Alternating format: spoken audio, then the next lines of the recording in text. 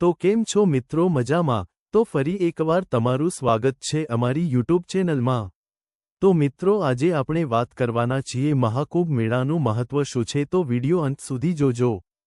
જ્યારે દેવો અને દાનવો વચ્ચે સમુદ્ર મંથન થયું ત્યારે ઝેર, અમૃત જેવી વસ્તુ નીકળી હતી।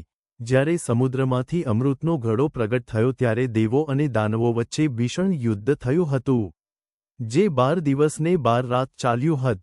જો કે તે માનવ માટે 12 વર્ષ સમાન થઈ જાય।